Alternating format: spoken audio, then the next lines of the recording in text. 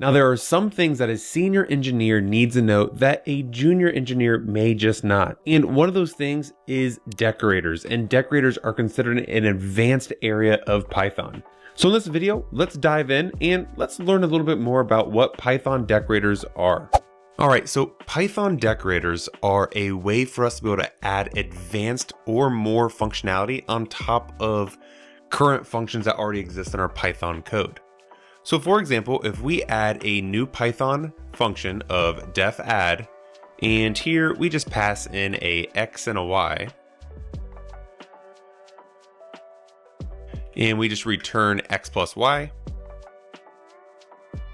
and then right below this we say we want to print our new function, and we're going to pass in 1 and 8. If we open up a terminal and we go ahead and say python3 main.py, we're going to see that we get 9 printed to the terminal. Now that's because we are just calling our add functionality that we just created in Python. But now what if we want to add some more advanced functionality to our add Python function? Well, we can add that code right here inside our add functionality. But what if we want to add this for every single code there is? For example, what if we just want to print that, hey, we're running the add function and then we're exiting the add function? So right here, if I just say print running the add func, and then right under this, I will say print exiting the add func. Well, one thing that we can see is when we run this application, we will get running the add functionality, and then we'll get 9 because we return 9, but we're not going to be able to print exiting the add functionality. And that's really because this is returning something before we get there, so it'll never run this print functionality because it's unreachable and outside of the return from our add Python function. Well, another thing that we could do is we could say z equals this, print z, and then we could say return z at the end. Well, now if we run the application, this will work where we're getting running the add func, we're getting 9 because we're printing z, and then exiting the add func, and then we're printing 9 again right here. So if we wanted just to remove this and we run it now, it'll run exactly how we want it, which is running the add function 9 and exiting the add function. Now, so far we have not been able to use a decorator yet, but if we wanted to add a decorator, we can add a decorator that does all of this adding functionality and exiting the add function automatically. So if we wanted to just go ahead and say we had another function of def subtract, and we're also just going to take in an x and a y. And here we want to say x minus y, which want to return x minus y. We're immediately going to see that we're going to run into the same issue that we had with our Python add function, which is running the add func, exiting the add func. So we would have to kind of do all of this again. But this time we would want to say z equals x minus y, and then we want to change all of these to subtraction. Now, this isn't necessarily a bad scenario.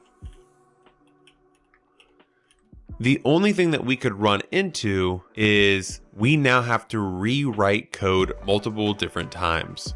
So we can see if we run the application now, we're going to get running the add func 9, exiting the add func, and then running the subtraction func 5, exiting the subtraction func. But if we wanted to, add a bunch of different equations to our application, we're going to do a lot of duplicate code. Now, that's really the power of a decorator, is being able to add functionality to a Python method without having to change the Python method itself. So right above this, we can add a new Python decorator by just saying def, and I'm going to call this log decorator.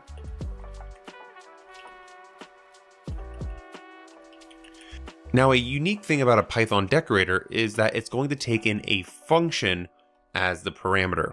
So we're going to be passing in a function, which could be this add or the subtract. We're not there yet, but we're going to pass in a function and then we're going to call the function.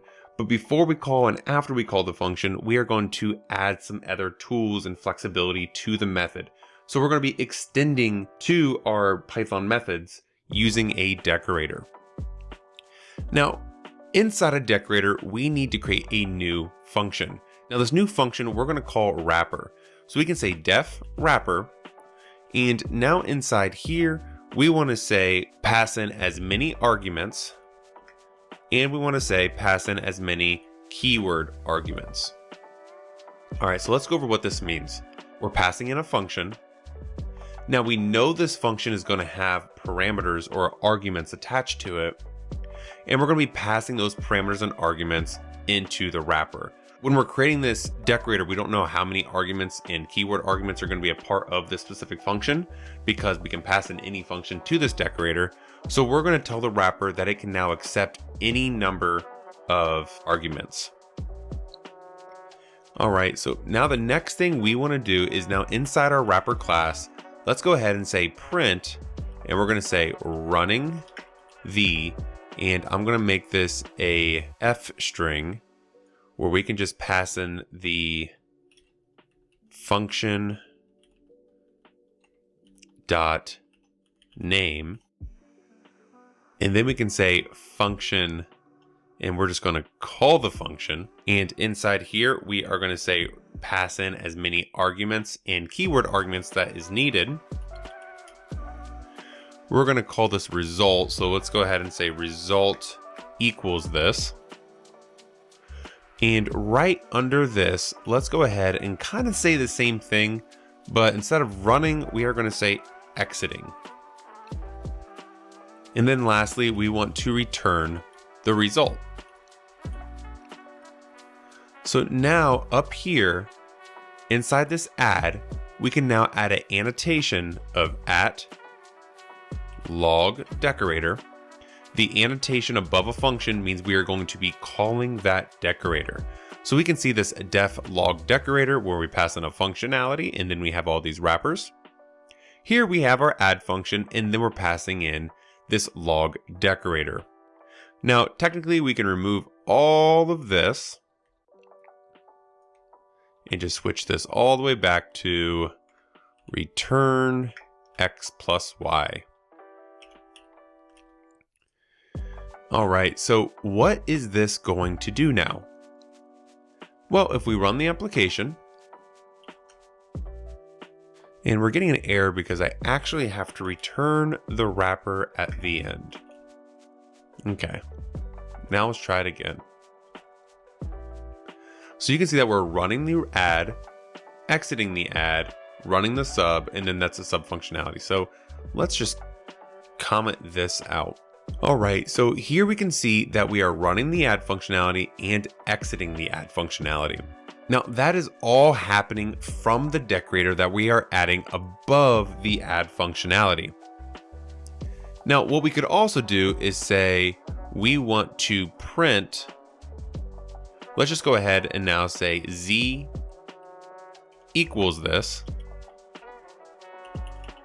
print z, and then return z.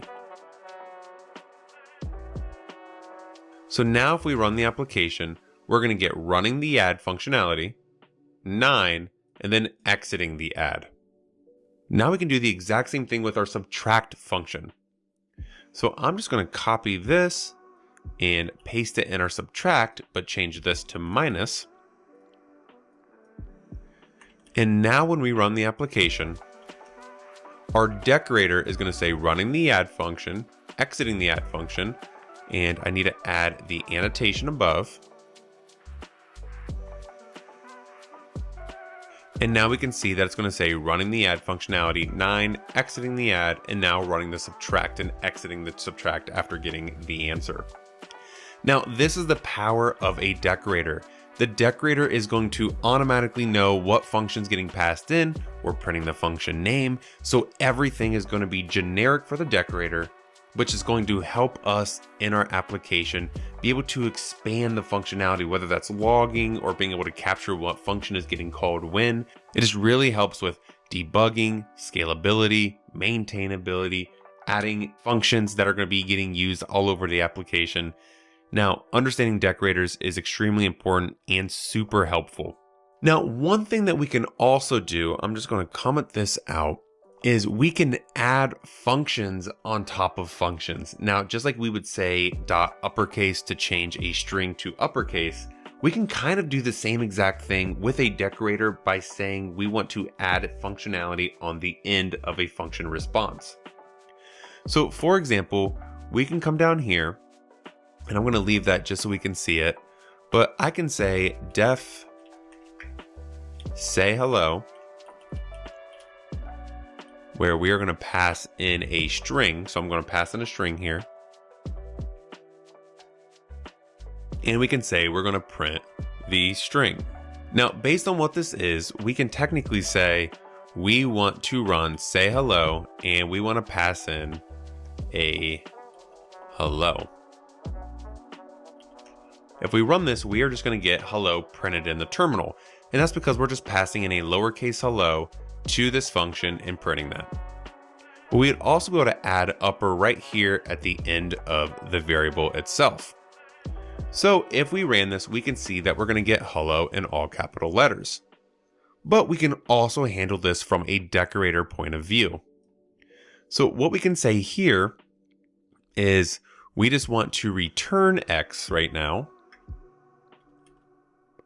And then we want to create a new decorator above here. So we can say def capital underscore decorator, where we're going to pass in a function and name it func.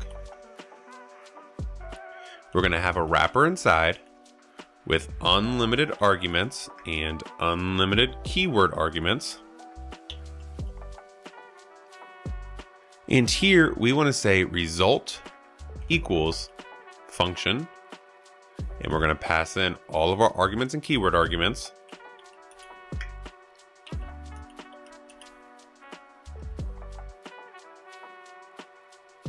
And then we want to say result dot upper return result, and then return wrapper. So if we run this application here, we can wrap this in a print statement, because now we're just returning all of the keywords. So now if we go ahead and run this, we are going to get, and then we of course have to add the decorator of @capital decorator. And you know what? We actually want to add it right here, the dot upper. So at the end of the function call that we're running. And now if we run this, we are going to get hello in all capital letters, because we have our capital decorator where we're passing in a function. The wrapper will take in all the functions, and then we're going to get the result, which is the function that we're calling with the upper attached, and then we're returning the result in the wrapper. Now, this just touches the surface of the power of decorators, but I hope this allows you to understand it from a beginner's perspective on how we can add decorators to our code to really elevate and add functionality to our application. All right, if you want to keep learning about Python and Fast API, go ahead and check out these videos, and I will see you in the next video.